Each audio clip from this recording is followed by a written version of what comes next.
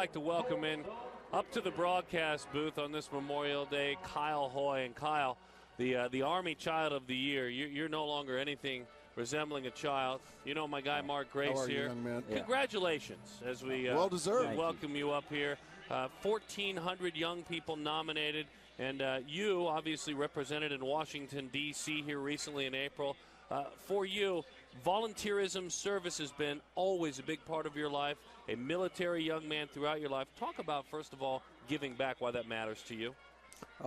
I think it's not just me, but in a lot of military bases and things of that nature, you tend to help others out more because there's that family structure tends to be missing sometimes, for whether it's through deployments or even trainings that they only have to be gone for a couple months, but still.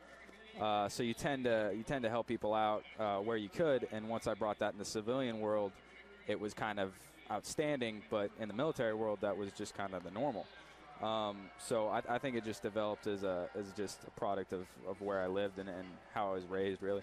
Your father, Arizona National Guard, Sergeant First Class James Hoeye, in aviation, correct? Explain a little bit about his career in the military.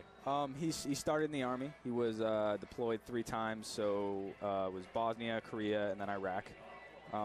I was alive during all the deployments, but I only remember 2 of them because it was going to be through Bosnia. But he's been I couldn't ask for a better father, and he's a great soldier too. I think 14, 16 years in the Army, in the National Guard, and I think he's going to stay in until they kick him out. He just keeps going back, doesn't he? Yeah. Emilio Bonifacio to lead it off. Kyle joins us, the Army Child of the Year, more than 1,400 children. Now, going into your senior year at Marana High School, right? Yes. You already sound very grown up to me, but what do you want to do when you grow up? I'm looking into going into JAG, which is a law program within the Army or Air Force or wherever I pick. But I want to keep my options open, so whatever one wants to take me, pretty much.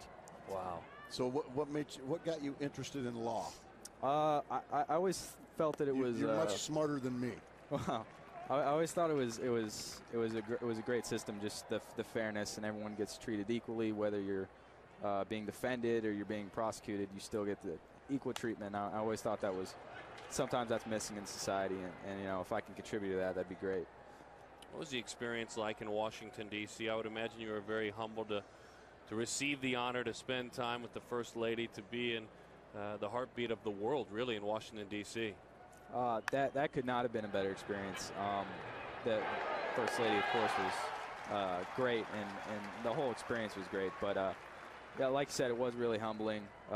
Just the fact that I was there, and there were so many other great kids that could have been there. But you know, all the recipients were amazing. They had all done amazing things, and Mrs. Obama was extremely amazing. She talked to us about programs she's starting and things of that nature. So it was an amazing experience.